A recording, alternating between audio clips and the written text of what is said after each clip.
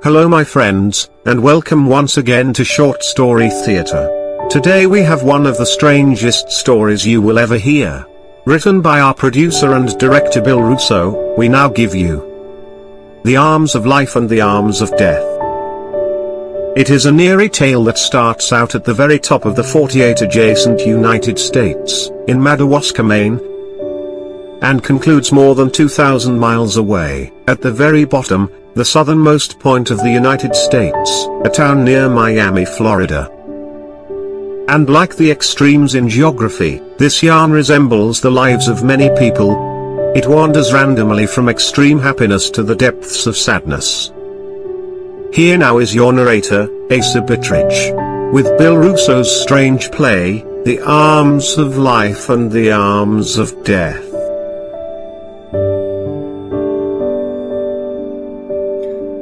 How are ya? Come on in. Hey, sit down over there. Yeah. That's it. Now, here, let me get you a cup of coffee. It's fresh. I just made it. It's good coffee. Hey, well, listen, I'm glad you came. And today, I have a little coffee.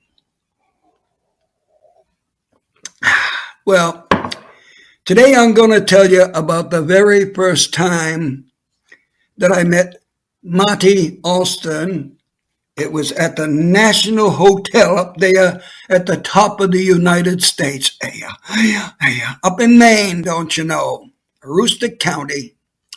It's as far north as you can go and still be in the United States. Well, anyways, I had been hunting up in the St. John Valley for a number of weeks. And at the end of most days, I'd end up at the National Hotel.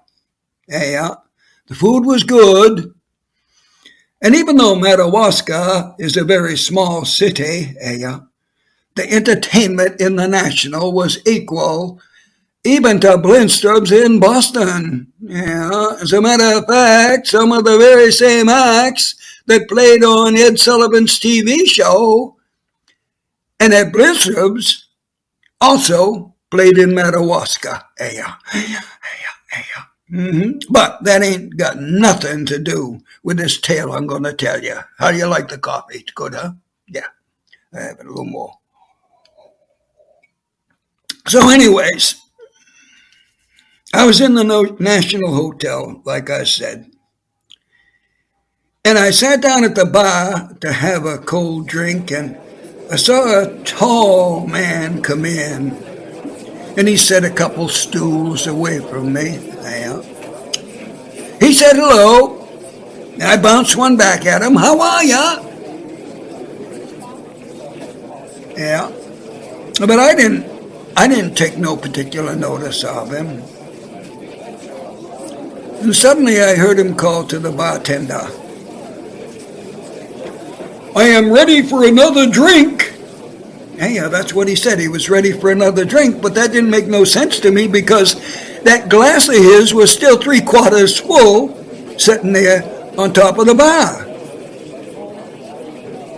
But then I was even more surprised by the action of Joe the bartender, who goes over to the guy and lifts up his glass, holds it up to the guy's lips while he takes a drink.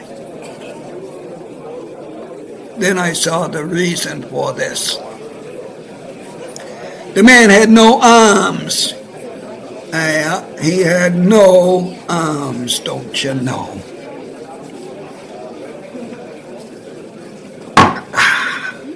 Well, you know how it is up there in the north. I guess probably you've been there. Everybody is friendly up there in the Maine. Everybody talks to everybody else. You walk into a place, you get talking with somebody, and well, it just seems like you've known them since you was in high school together. Yeah, even though you wasn't ever in high school together with them, it seems like it. And that's the way it was that first time I met Marty Alston. Well, Marty Alston and me, we talked right up until closing time in the National Hotel. Yeah. Then, after that, we went to one of them bootleg restaurants. Yeah, they got them up in the county, in somebody's house. They have them in people's houses, and you can drink all night and have your choice of steaks made out of elk or deer or moose or even bobcat or squirrel, if that's what, yeah, mine too. Yeah. Well, I learned that Monty was heading for West Palm Beach in South Florida, just like me. That's where I was headed too. Yeah. And I went talking along, and I reckon it was about, maybe midnight when Marty tells me he's got to go to the bathroom. Yeah. Says he's got to go to the bathroom. Now, remember, the guy had no arms, don't you know? So I was kind of wondering if he was expecting me to assist in this bathroom venture. Yeah. Well, he must have read my mind, because he says to me, Bert, no worries. Yeah, my first name is Bert. Yeah.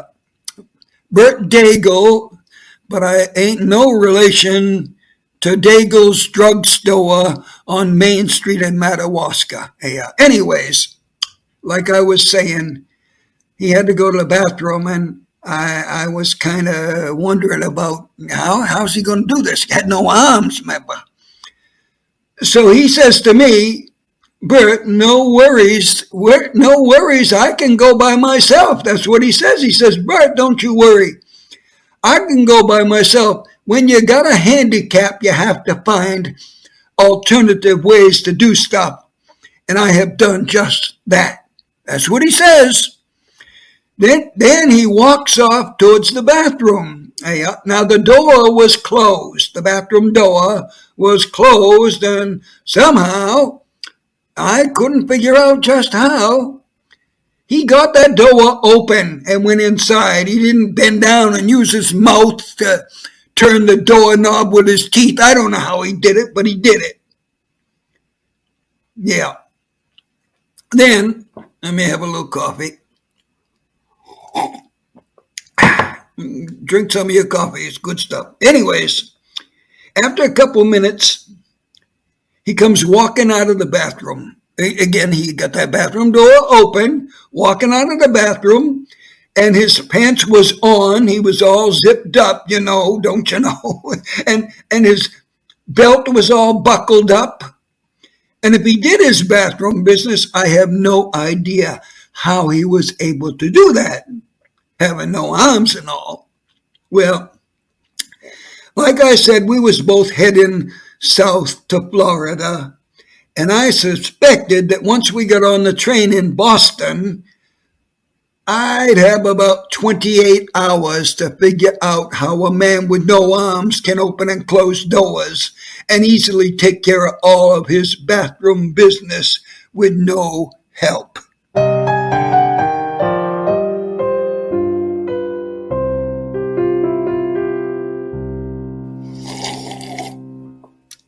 Want some more coffee? Okay, well, anyways, Marty and me stayed at that bootleg restaurant all night, don't you know? We dozed off for a bit, probably around 3 o'clock in the morning. But we was up and semi-conscious by 8 o'clock, and that was when the owner of the bootleg restaurant served us eggs and toast and some moose steak and poutine. Hey, poutine. Now, unless you've been up to northern Maine or French Canada, you probably ain't had poutine. Well, poutine is sort of like French fries made from Maine potatoes with cheese curds drowned in a thick brown gravy. After eating, we walked down Main Street to Daigle's drugstore. and that's where we would be beginning the trip to Boston from Daigle's drugstore. We had to get a taxi there at Daigle's. We had to get a taxi from Daigle's drugstore, and that took us 51 miles down to Caribou. And then from Caribou, we caught a bus for a 5-hour trip to Bangor.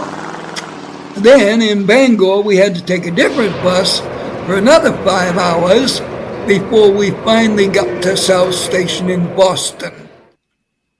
Now, we didn't talk much during that 12 hours it took to get from Madawaska down to Boston. We slept most of the way, but once we got to South Station in Boston, we booked a sleeping car room on the Silver Meteor. The Silver Meteor, it's one of the last full-service sleeping car and dining car trains left in the United States. And the Silver Meteor goes to the 1,500-mile trip from Boston to West Palm Beach in South Florida in about 24 hours. Now, since we was rested up from the 12-hour bus ride that we mostly slept through,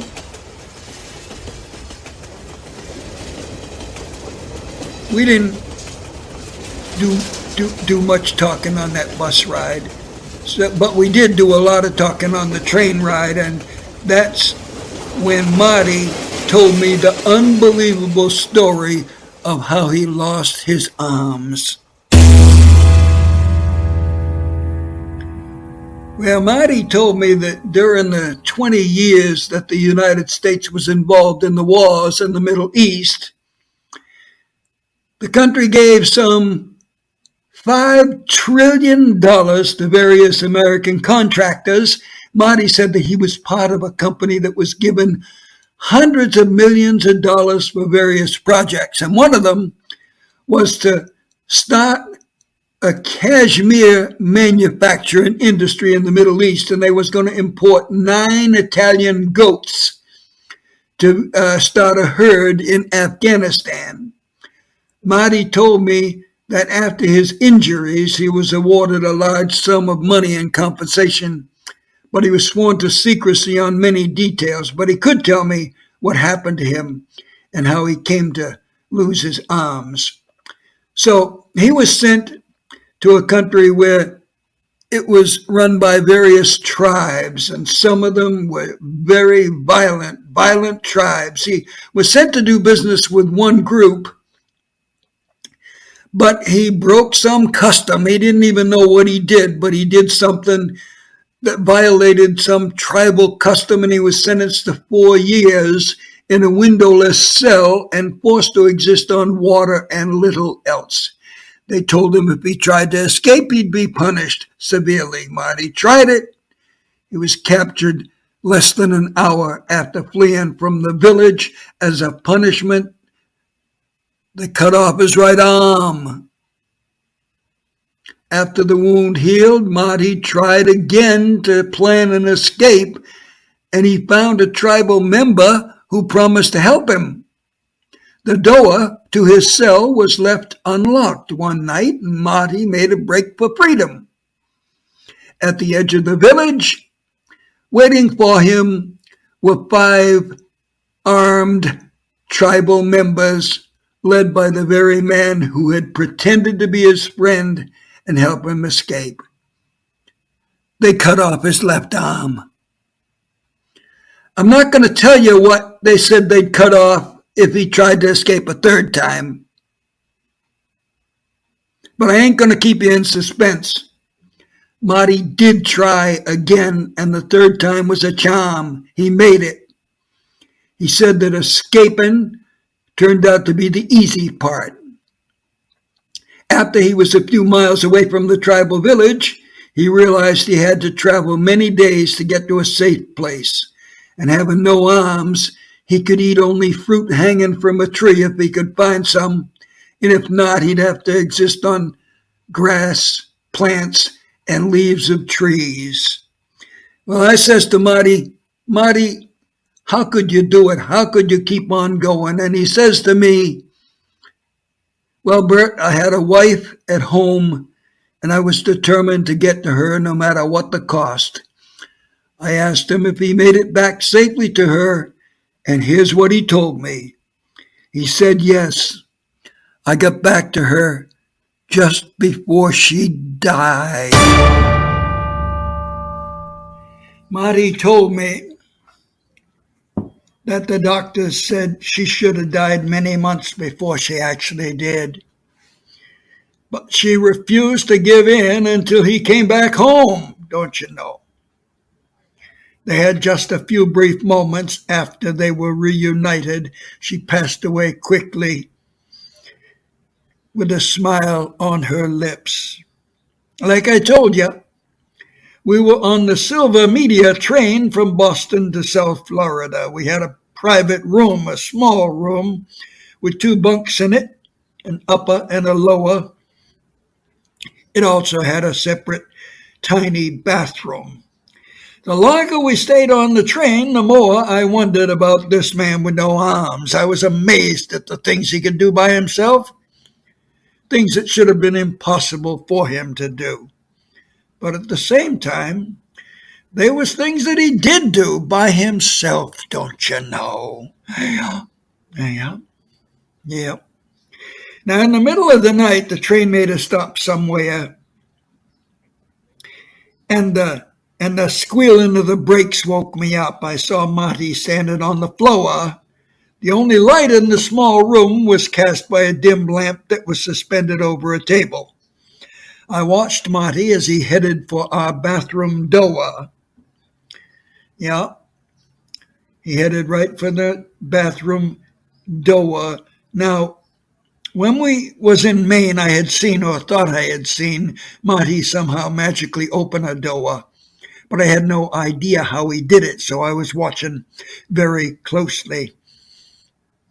I guess I was expecting him to bend down and turn the knob of the door with his teeth. But he did not do that. No, he didn't. And I still couldn't reckon how he could open that door, but he did. He opened it, he went inside, then he closed the door. After a minute or two, I heard the sound of the toilet flushing and water running, like as if he was washing his hands and face. A few minutes later, the door opened and he came out of the bathroom. There was a towel wrapped around his neck and his hair was wet and combed neatly. He said to me he wasn't sleepy, and he was going to go out and see if our room attendant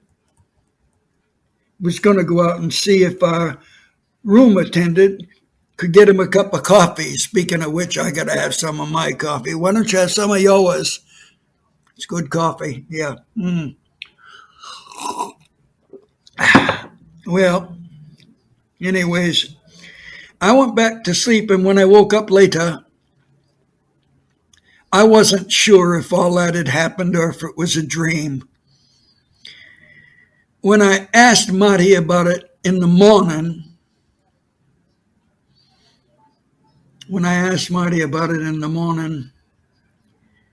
he simply said that when you're handicapped, you learn a bunch of workarounds. That's what he told me. Yeah. Well, I didn't think too much more about it. The Silver Media pulled out and got into the West Palm Beach station.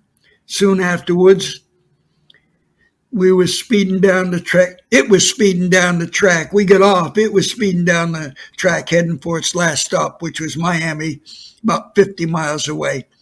Now, after the train left, we was on the platform figuring out what we were going to do next.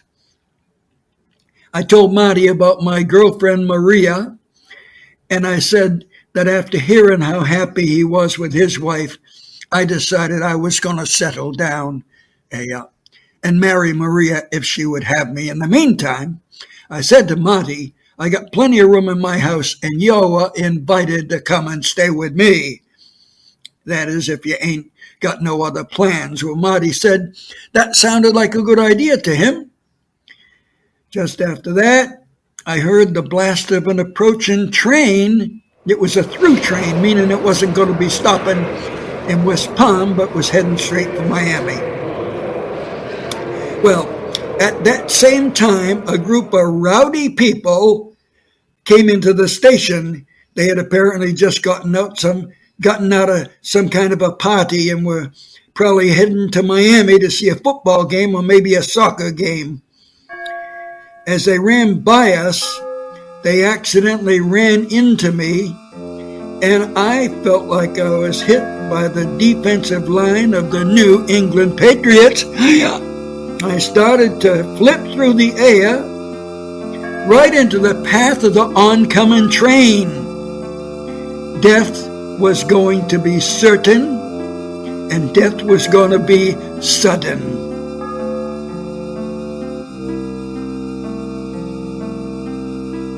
But suddenly, I felt strong fingers grab me by the arm. Strong fingers was grabbing me by the arm and pulling me back up and returning me to safety on the platform. Somebody had grabbed me and saved my life. But it wasn't them sports fans. They had run off towards a restaurant or something at the other end of the station. There was nobody around except for Marty and me. And there was nobody around who had arms. I was breathing hard and sweating profusely and trembling like a leaf on a tree in a hurricane. Marty didn't say a word.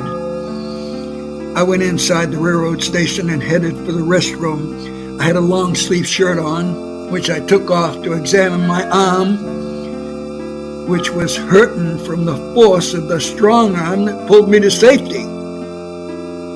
Well, the proof of what I'm talking about was there, all right.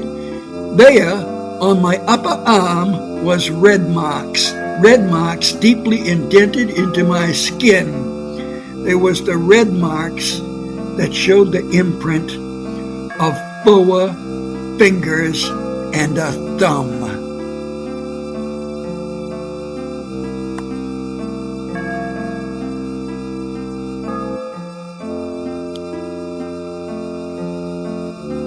Well, I went out to Marty. I said, Marty, how in the name of God or the devil did I get these marks on me? Marty said, I saved you.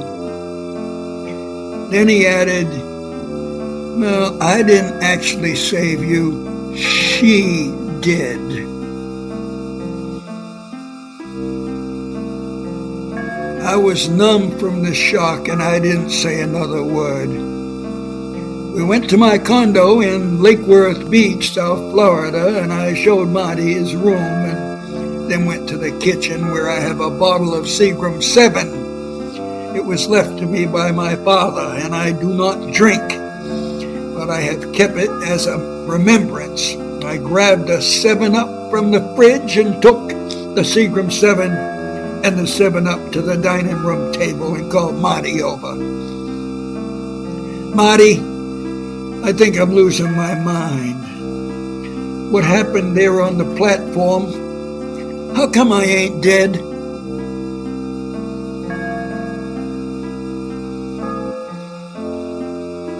Marty says, well, Bert, I know this was a shock for you, just like it was for me. I don't have any arms, leastwise none you can see, but I do have a pair of arms. They came to me very slowly after my first ones was cut off. I told you those terrorists cut off both my arms, that's true. You can see the stumps if you wish. I told you that I got home in time to be with my wife for a short time.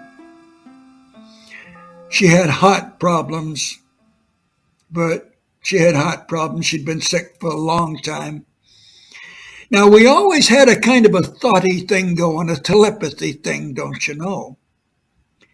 We knew each other's thoughts, and I found out later that each time they cut off one of my arms, she had a heart attack. Well, as I said, when I got there, she was dying. They had cut off both my arms and said if I escaped again, something else was going to be cut off. Despite that horror, I knew that my wife could not last much longer, so I had to try another escape, and I made it. But she was so weak when I got back there, we barely had an hour together. I cried because she was dying, and I cried because I had no arms. I couldn't even hold her. Bert, I couldn't even hold her. She told me she knew she was going to die in a couple minutes, but she made a last wish. It was that she could give me her arms. Bert, she told me even a small woman's arms would be better for me than no arms. So I'm going to see if they will let me give you my arms, Marty. That's what she told me, Bert. Then she died. A couple days after my wife died, I had a horrible itch on the back of my neck. Bert, you can't imagine how horrible this itch was, and I had no arms to scratch it.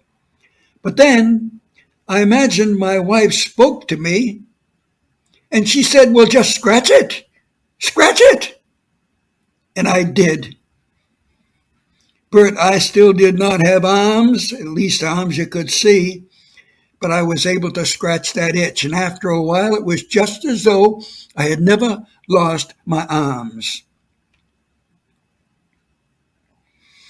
Well, I listened to what he said, and then I said, Marty, does she speak to you? Does she talk to you? He said, no, she doesn't speak to me directly, but I know she's watching me. She lives somewhere beyond this world of ours, but she comes down here to watch over me so that I always try to do the right thing. I did not save you, Marty. She did. That's what Marty told me. He said, I didn't save you, Bert. She did. Well, Marty agreed to stay in West Palm Beach, and he got a job on the radio. Yeah, he did an overnight talk show that was kind of like the one that good old Gene Shepard did on WOR in New York. Sometime later, I married my girlfriend, and Marty was my best man. For our honeymoon, my wife and I was going to take the train from West Palm Beach up to Boston. Then we were going to take that long bus ride and taxi ride up to Madawaska and spend our honeymoon in the National Hotel. Don't you know?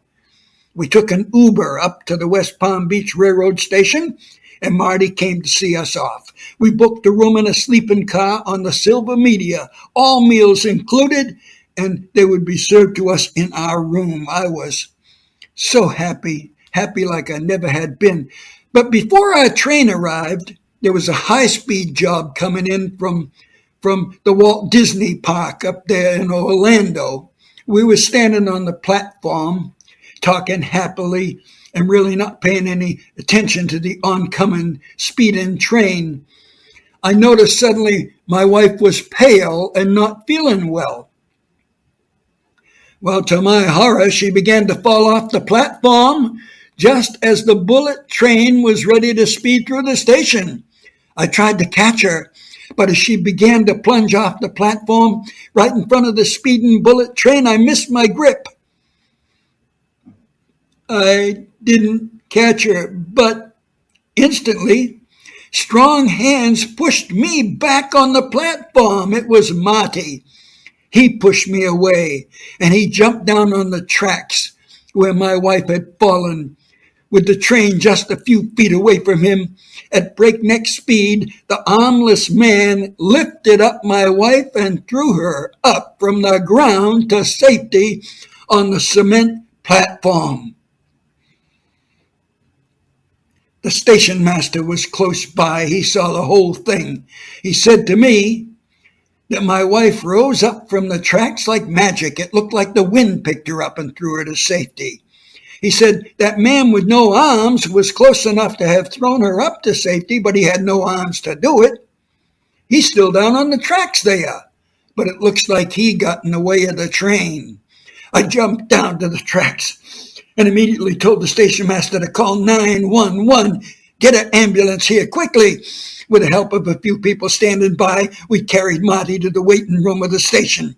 My wife was in shock, but she wasn't hurt physically. But Marty was not conscious. An ambulance arrived, and luckily a doctor accompanied that ambulance. The doctor said Marty seemed to be okay, just in shock, don't you know. Lucky for him, he had no arms, the doctor said. I noticed then that the sleeves of the coat that Marty was wearing had been cut off, apparently by the wheels of the train as it ran over them. I questioned the doctor. What do you mean shock, doctor? He said, well, this man's heart is very weak. I guess he always had a weak heart. That ain't it, Doc. He never had a weak heart in his life. Look, it's his arms, doctor. Look, he's bleeding. You got to bandage his arms. Doctor looks at me and says, he don't have no arms. I was in shock myself and wanted to slug that doctor because he didn't get it. I was about ready to yell at him, but Marty opened his eyes and he talked to me. Leave the doctor alone, Bert. Leave the doctor alone. He doesn't understand. If we tried to tell him, he would never believe us. Bert, it's all for the best. Funny thing, Bert, lucky I was able to grab hold of your wife and throw her to safety. But just afterwards, the train ran over my invisible arms. Kind of funny, ain't it, Bert? I'm armless now for the second time. I'm sorry this happened on your wedding day. Bert closed his eyes and was quiet for a minute. Then he smiled, and I heard him say in a very soft voice, hello, dear. I'm coming, honey. And once again, I can feel your warm arms around me.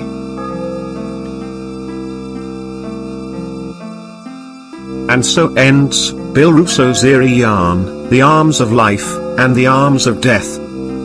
Your narrator was Asa Bittridge. This has been a presentation of Short Story Theatre. We have 3 seasons of plays available, all are free, all are available on every major podcast sites from Amazon and Apple to the letter Z, or as we say across the pond, the letter Z. Most of the plays are also available for free on YouTube.